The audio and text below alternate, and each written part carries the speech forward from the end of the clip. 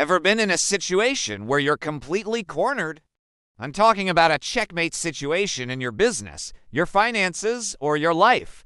You've got 3 hostile armies marching on your small kingdom, and you have 0 chance of survival. This is the exact report that landed on the desk of King Jehoshaphat. Not one enemy, but 3 allied forces coming at him all at once. The odds weren't just bad, they were mathematically impossible. Now, most leaders in this spot would panic. They'd scramble their war council, work all night on a desperate strategy, and probably make a fatal mistake. But Jehoshaphat did something that, by any business logic, seems absolutely insane. But it turned out to be the most brilliant strategic move in history. So, what's the first thing he does? He doesn't fake it. The Bible says in 2 Chronicles, alarmed, Jehoshaphat resolved to inquire of the Lord. He acknowledged the fear.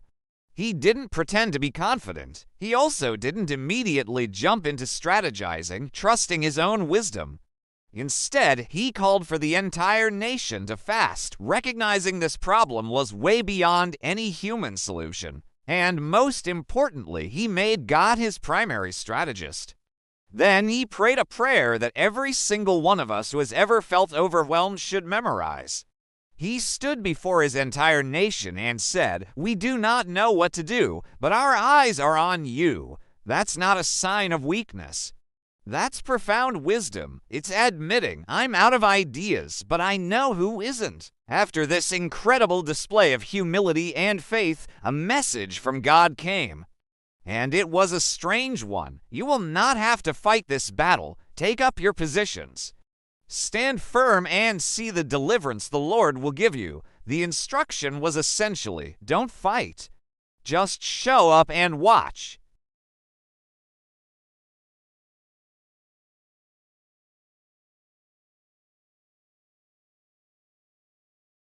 Can you picture this? 3 massive, battle-hardened armies are advancing with swords and spears, and what do they see coming toward them?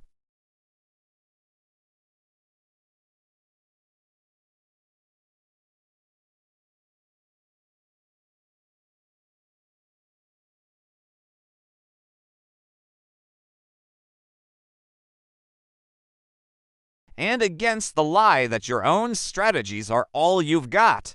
And this is where the story gets wild. The moment the choir began to sing and praise, the Bible says the Lord set ambushes against the invading armies. They got confused, turned on each other, and completely annihilated themselves. Jehoshaphat's army didn't have to lift a single sword. They just worshipped and God fought the battle for them. And the result, not just survival. It took them 3 full days to collect all the plunder left behind by the defeated armies. The very thing that came to destroy them ended up becoming their greatest source of provision. So let me ask you, what's your impossible situation right now? That financial crisis that keeps you up at night? That business decision where every option looks bad? That competitor you just can't seem to beat? You've tried every strategy, you've consulted the experts, you've worked harder than ever, and you're still stuck. Hear us the powerful lesson from Jehoshaphat's story. What if worship isn't just something you do after you get the breakthrough? What if worship is the strategy that actually produces the breakthrough? See, when we face impossible odds, our minds spin with "how will I?" And what if worship interrupts that cycle of fear? It repositions our focus from the size of our problem to the size of our God. Jehoshaphat declared, "Power and might are in your hand, and no one can withstand you." He wasn't minimizing the threat, he was maximizing the truth. Most people pray for God to bless their plans. Jehoshaphat asked for God's plan and then obeyed it, no matter how ridiculous it seemed. Most leaders position worship as a celebration after the victory. Jehoshaphat positioned worship as the weapon that won the victory. That overwhelming challenge you're facing right now, stop strategizing in fear. Start worshiping in faith. Maybe that crisis is actually God setting you up for an incredible testimony. Maybe what came to destroy you is about to become a blessing so big it takes you 3 days to collect it. God isn't asking you to fight this battle alone.